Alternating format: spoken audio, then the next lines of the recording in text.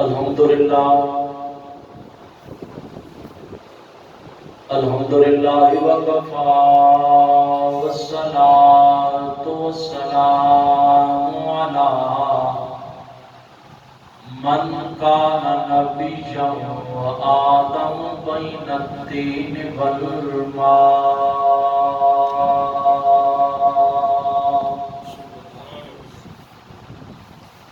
وعلی وأصحابه الذاكرين الله كثيرا في السراء والضراء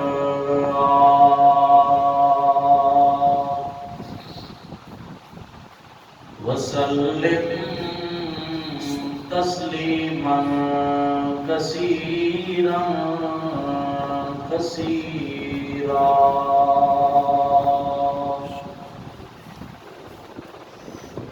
أما بعد فأعوذ بالله من الشيطان الرجيم.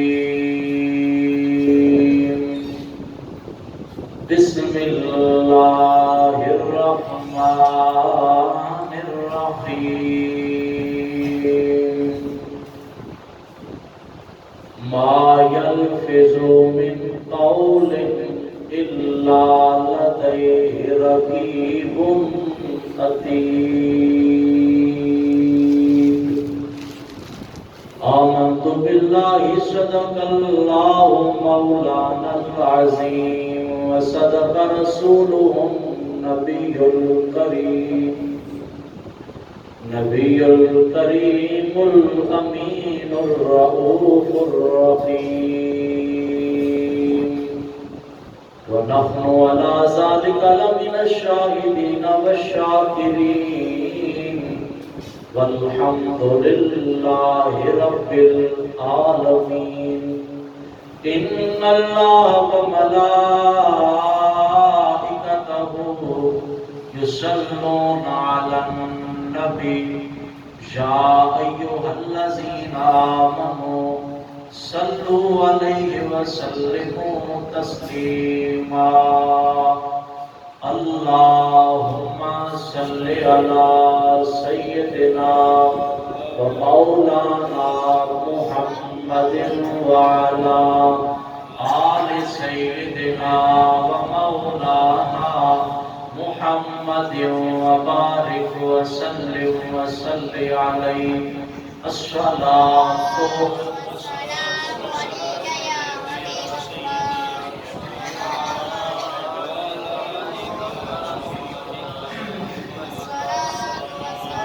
الصلاة والسلام عليك يا سيدي يا رحمة للعالمين وعلى آلك وأصحابك يا سيدي يا خاتم النبيين. الصلاة والسلام عليك يا سيدي يا راحة قلوب المؤمنين وعلى آلك وأصحابك يا سيدي يا إمام العاشقين.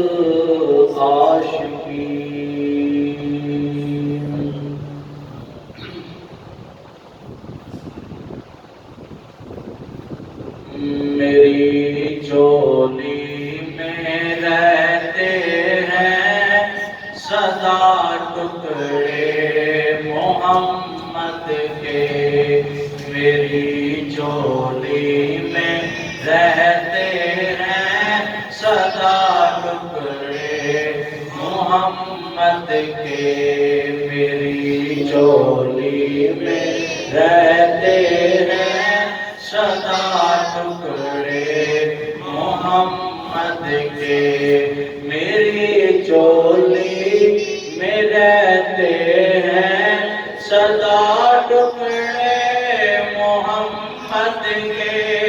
میری چولی میں رہتے ہیں سدا ٹکڑے محمد کے ازل سے کھا رہا ہے یہ گدا ٹکڑے محمد کے ٹکڑے محمد کے میری جولی میں رہتے ہیں سدا ٹکڑے محمد کے میری جولی میں رہتے ہیں سدا ٹکڑے محمد کے میرے مولا علی و فاطمہ حسنین کے صدقے میرے مولا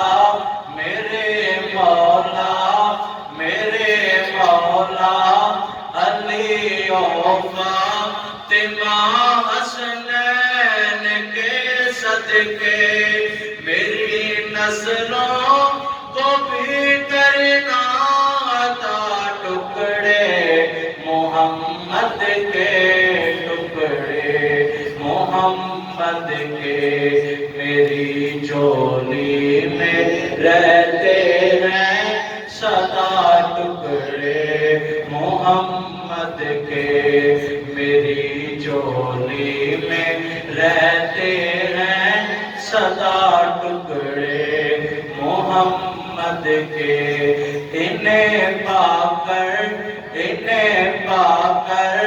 ابو بکر و عمر عثمان بنتے ہیں انہیں پا کر ابو بکر و عمر عثمان بنتے ہیں کہ رتبے میں ہے کچھ ایسے جدا ٹکڑے محمد کے ٹکڑے محمد کے میری جولی میں رہتے ہیں سدا ٹکڑے میری جولی میں رہتے ہیں سدا ٹکڑے محمد کے میرا دامن تیرا دامن کبھی الطاف خالی رہ نہیں سکتا میرا دامن تیرا دامن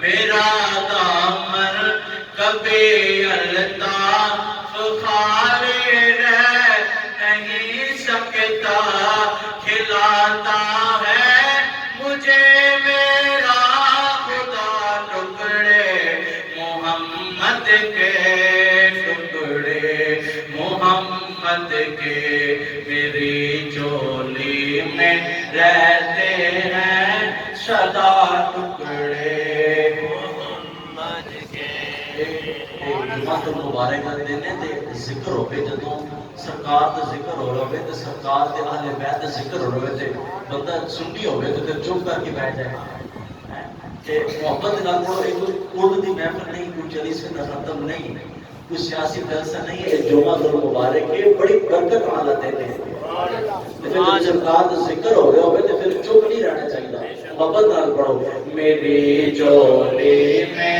رہتے ہیں سدا ٹکڑے محمد کے میری جولی میں رہتے ہیں سدا ٹکڑے محمد کے میرا دامن تیرا دامن کبھی الطاف خالی رہ نہیں سکتا میرا دامن تیرا دامن کبھی الطاف خالی رہ نہیں سکتا کیوں کھلاتا ہے ہمیں ہمارا خدا ٹکڑے محمد کے ٹکڑے محمد کے میری جولی میں رہتے ہیں سدا ٹکڑے محمد کے ازل سے کھا رہا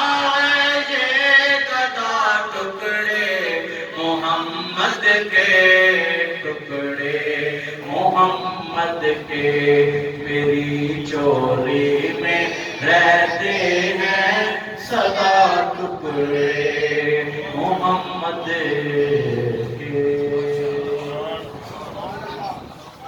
ہم دو سنا کے بعد میرے نہایت ہی واجب الاحترام بزرگوں، دوستوں، نوجوان ساتھیوں، السلام علیکم ورحمۃ اللہ وبرکاتہ. اللہ کریم کا کروڑ بار شکر ہے کہ جس مالک نے ایک بار پھر ہم جیسے خطا کاروں کو، سیاہ کاروں کو اپنے پاک گھر میں حاضر ہونے کی سعادت حاصل کروائی. آج کا بڑا ایک اہم موضوع ہے، تو ایک چھوٹا سا جسم کا حصہ ہے، عضو ہے، لیکن یہ عضو اس نے پورے جسم کو اپنی لپیٹ میں رکھا ہوا ہے. وہ کیا ہے؟ زبان. کیا ہے؟ زبان. اس زبان نے پورے جسم کو اپنی لپیٹ میں لے لیا.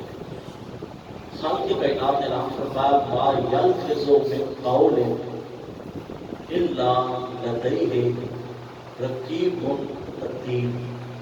فرمایا انسان اپنی زبان سے جو بھی بات کرتا ہے، جو بھی لفظ نکالتا ہے، جملہ بولتا ہے، اس کے پاس ایک محافظ موجود ہوتا ہے جو اس کے لفظ کو فوراً لکھ لیتا ہے. اب انسان ہے،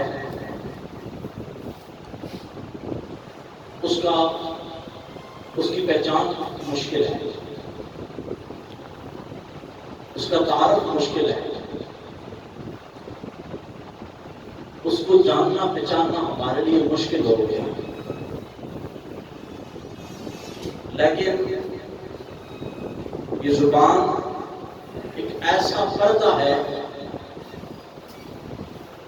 کہ جس نے پورے جسم کو اپنی لپیٹ میں لے لیا ہے، اور اس زبان سے انسان کا تعارف ہوتا ہے، انسان کی پہچان ہوتی ہے. اگر انسان خاموش بیٹھا ہے، ہمیں نہیں خبر ہوگی کہ یہ عالم ہے، فاضل ہے، نیک ہے، بد ہے، متقی ہے، پرہیزگار ہے، اچھا ہے، برا ہے. ہم نہیں سمجھ سکیں گے کیونکہ وہ چپ بیٹھا ہے، وہ خاموش بیٹھا ہے. لیکن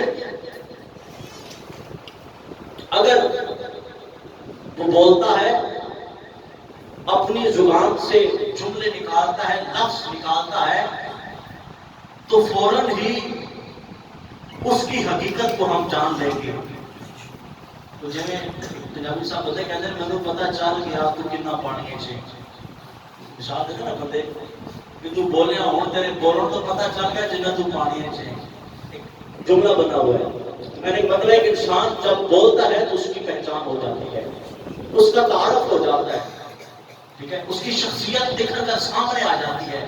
یہ عالم ہے، یہ فاضل ہے، یہ متقی ہے، پرہیزگار ہے، نیک ہے یا بد ہے، تو اس کی شخصیت اس کی زبان سے پتہ چل جاتی ہے. اب زبان ایک ایسا پردہ ہے، اگر انسان بولے تو انسان ذرہ سے آفتاب بن جاتا ہے. اگر یہ حرکت کرے، اچھی حرکت کرے، اچھے لفظ بولے تو انسان ادنا سے اعلیٰ بن جاتا ہے. لیکن اگر انسان برا بولے، پوری حرکت زبان کو دے، تو انسان سریا کی رفتوں کو چھوڑ کر زمین پہ آ گرتا ہے. وہ بلندی جو اس کے مقدر میں تھی، اس بلندی کو چھوڑ کر وہ پستی کی طرف آ جاتا ہے.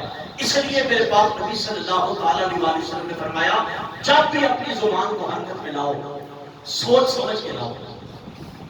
پہلے سوچو پھر بولو، پہلے بولو پھر بولو، پہلے سوچو پھر بولو. تم کیا کہہ رہے ہو؟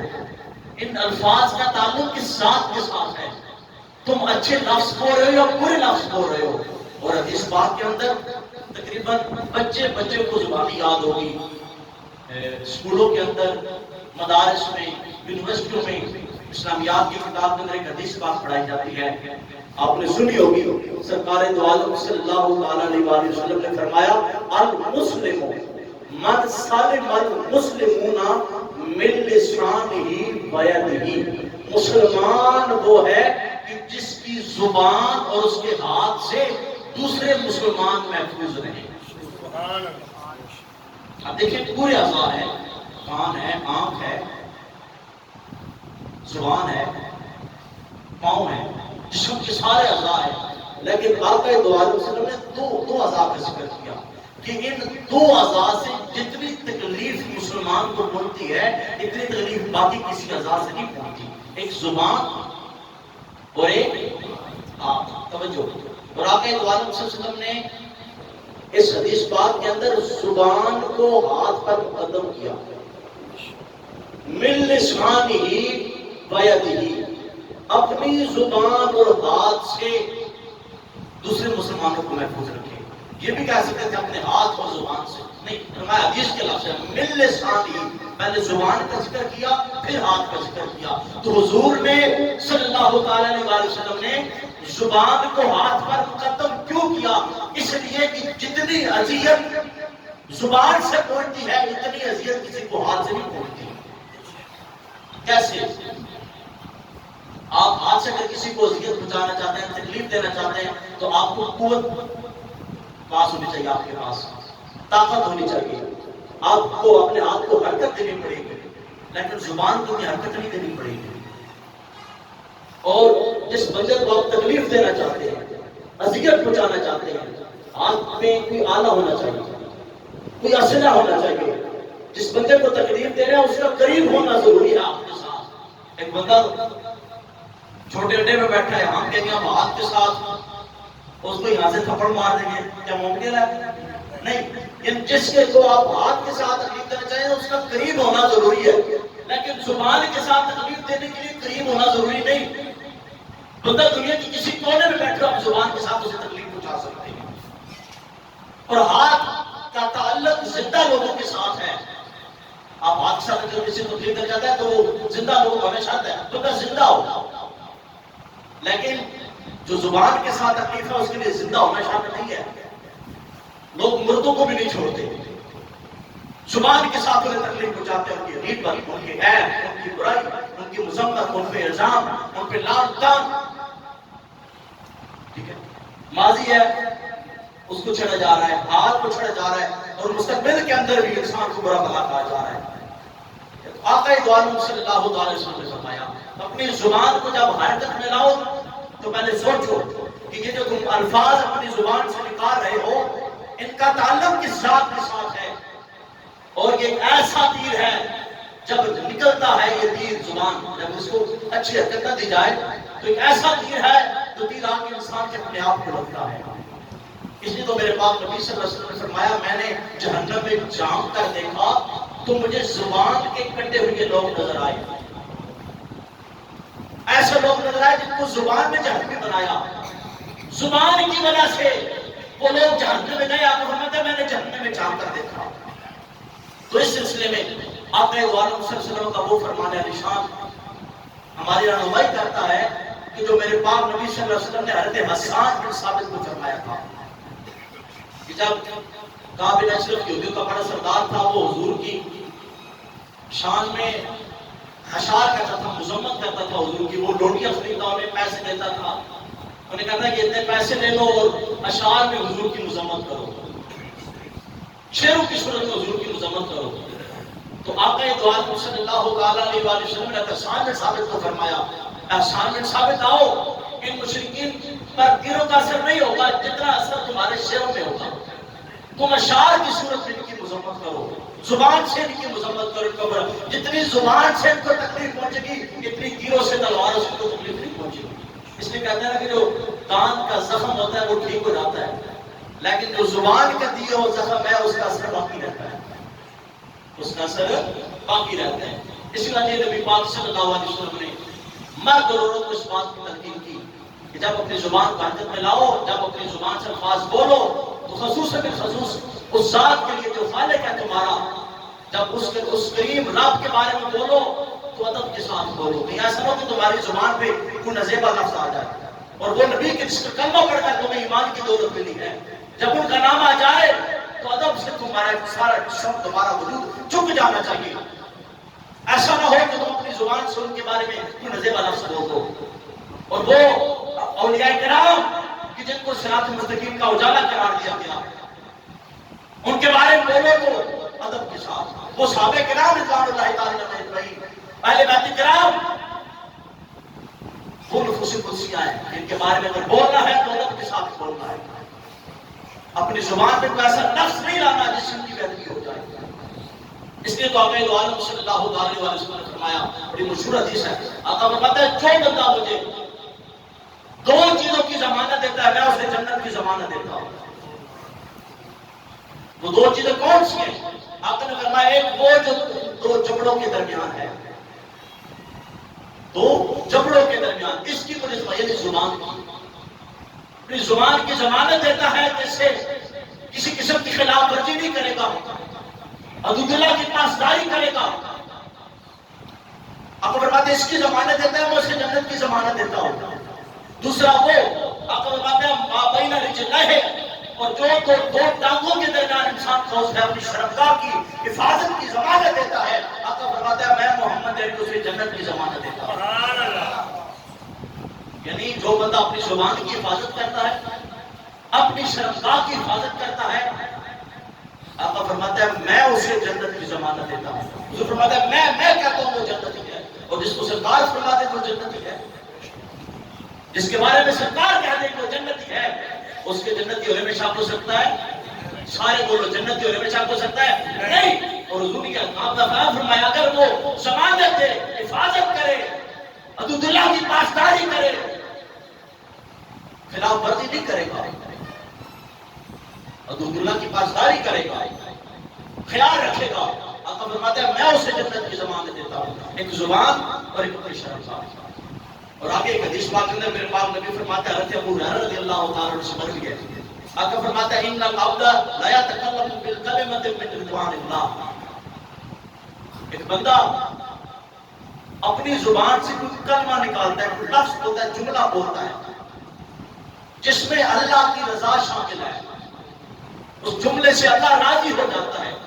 لا یلقی لها بالا، اس کی طرف اس کی توجہ نہیں ہوتی، بے توجہ اس کے ساتھ ہی اس کی زبان سے جملہ نکل جاتا ہے. آقا فرماتے ہیں وہ جملہ اللہ کے نزدیک اتنا معتبر ہو گیا، یرفع اللہ بہا درجات، اللہ اس جملے کے صدقے اس کے درجات بلند فرما دیتا ہے. جملہ جس میں اللہ کی رضا شامل ہے. اور آگے فرمایا ان العبد لا يتكلم بالكلمة من سخط اللہ، بندہ ایسا کلمہ بولتا ہے جس میں اللہ کی ناراضگی شامل ہے. لا یلقی لها بالا، اس کی توجہ میں نہیں ہوتی، اس کی زبان سے رب کی ناراضگی کا کوئی ایسا جملہ نکل جاتا ہے. آقا فرماتا ہے یذهب بها فی جہنم، وہ بندہ جہنم کے گڑھے میں گر جاتا ہے. دیکھیں بندہ ہے توجہ نہیں ہے، اس کو دھیان نہیں ہے، وہ خاک ہے، وہ ادنا ہے، وہ ذرہ ہے، وہ کانٹا ہے. اس کی زبان سے جب نکلتا ہے اشہد ان لا الہ الا اللہ وحدہ لا شریک لہ واشہد ان محمدا عبدہ ورسولہ، جب اس نے زبان سے یہ کلمہ نکل گیا پھر کیا ہوا؟ وہ کانٹا نہیں رہا، وہ گلاب بن گیا، وہ ذرہ نہیں رہا، وہ آفتاب بن گیا، وہ ادنا نہیں رہا، وہ اعلیٰ بن گیا. لیکن اگر اس کی زبان سے ایسا کلمہ نکلتا ہے کہ جس میں رب کی ناراضگی ہے، رب ناراض ہو جاتا ہے، رب کا حبیب ناراض ہو جاتا ہے، تو پھر کیا ہے؟ وہ جنت کے جو بالا خان ہے ان کو چھوڑ کر وہ جہنم کی بستیوں کی طرف آ جاتا ہے. جہنم کے گڑھے میں کہتے ہیں ایک جملہ ہے. کیا اس کے اندر زبان کا کردار ہے، زبان کی حرکت ہے. اچھے لفظ بولے گی تو جنت کی طرف، اچھے لفظ اپنی زبان سے ادا کرے گا انسان تو جنت کی طرف. اور ایسا لفظ اگر ادا کرتا ہے کہ جس میں رب کی ناراضگی ہے، رب کے حبیب کی ناراضگی ہے، تو جنت نہیں جہنم اس کے مقدر بن جاتا ہے. اس لیے تو میں نے پہلے حدیث کا بیان کیا، آقا فرماتا ہے میں نے جہنم میں جان کر دیکھا، مجھے زبان کے مارے ہوئے لوگ نظر آئے، جن کو زبان نے کٹا ہے وہ لوگ مجھے نظر آئے. توجہ امام فخر الدین رازی رحمۃ اللہ تعالیٰ، دیکھیں ایک لفظ جب انسان بولتا ہے، ایک لفظ اپنی زبان پہ لاتا ہے، اس لفظ سے انسان کی بگڑی کیسے بنتی ہے، اس کا مقدر کیسے سمجھ جاتا ہے۔ امام فخر الدین رازی رحمۃ اللہ تعالیٰ علیہ آپ ایک روایت بیان کرتے ہیں، کل قیامت کا دن ہوگا، ایک بندے کو آواز دے گی یا فلاں ادخل الجنہ بعملک، اے فلاں جنت میں داخل ہو جا، جنت میں چلا جا بعملک، اپنے عمل کی وجہ سے۔ اب اس بندے سے کہا جا رہا ہے کہ اپنے عمل کی وجہ سے جنت میں چلا جا، یعنی کوئی ایک ایسا عمل ہے جو اسے جنت میں لے جانے کا سبب بن رہا ہے، یعنی اپنے خاص عمل کی وجہ سے وہ جنت میں چلا جائے۔ جب اسے کہا جائے تو فوراً اپنے ماضی کی طرف نظر دوڑائے گا، اس کو وہاں پر شرمندگی محسوس ہوگی، اندھیرا محسوس ہوگا، اس نے اپنی زندگی کا جو نام اعمال ہے اس نے شب و روز اس کی طرف نظر دوڑائے گا، اسے کوئی ایسا عمل نظر نہیں آئے گا جس میں وہ عمل اس کو جنت کی طرف لے کر جائے، تو آخرکار وہ بول پڑے گا یا رب العالمین کون سے عمل کی بنیاد پر مجھے جنت دی جا رہی ہے، کس عمل کی وجہ سے مجھے جنت میں لے جایا جا رہا ہے۔ آواز آئے گی، خالق کائنات کی طرف سے جواب ہوگا الست لما كنت نائما، میرے بندے تجھے یاد نہیں کہ فلاں رات جب تو سو رہا تھا، فلاں رات جب تو سو رہا تھا، تکلمت من جنب الى جنب، تو نے ایک پہلو سے دوسرے پہلو کی طرف کروٹ بدلی، تو نے پاسا پلٹا سائڈ بدلی، تو تبھی خلال ذالکا، پھر کیا ہوا، اچانک پھر زبان سے ایک لفظ نکلا، جملہ نکلا، وہ کیا تھا، اللہ، ثم غلبک النوم، پھر تیرے اوپر نیند غالب ہو گئی، یعنی تو سویا تجھے پتہ ہی نہیں تھا، تو نے کروٹ بدلی اپنے بستر کے اوپر، اچانک تیری زبان سے ایک جملہ نکلا، اللہ، پھر تو سو گیا، تو بھول گیا اس جملے کو، لیکن تجھے یاد نہیں میں نے دنیا میں وعدہ کیا تھا میں کسی بندے پہ ظلم نہیں کروں گا، قیامت والے دن پورا حساب کیا جائے گا، میں چھوٹے سے چھوٹے عمل کو بھی ضائع نہیں ہونے دوں گا، اما انا فلا تاخذنی سنۃ ولا نوم فما نسیت ذلک، تو بھول گیا ہے، میں نہیں بھولا، نہ مجھے نیند آتی ہے نہ مجھے اونگ آتی ہے، ہاں تجھے یاد نہیں مجھے یاد ہے، جب تو نے کروٹ بدلی تھی تو نے میرا نام لیا تھا، تو نے کہا تھا اللہ، اب تو بھول گیا ہے، میں نہیں بھولا، مجھے یاد ہے، تیرے اس عمل کی وجہ سے میں نے جنت تیرے مقدر میں لکھی۔ نعرہ تکبیر، نعرہ رسالت، نعرہ حیدری، تاجدار ختم نبوت، زندہ باد زندہ باد۔ کیا ہے یہ زبان، اس میں زبان کا کردار ہے، ہمارا ہم رات کو اٹھتے تو سب سے پہلے موبائل، آدھی رات کو کے موبائل پہ کسی کا میسج نہیں آیا، کسی کا کوئی خبر تو نہیں، کال تو نہیں آئی، سارے ابھی رات اٹھ کے پہلے بات ہم سوتے ہی نہیں ہے، اٹھنا ہم نے کیا ہے رات کو، ساری رات ہمارے موبائل چلانا ہے، صبح اٹھ کے ہم نے سو جانا ہے۔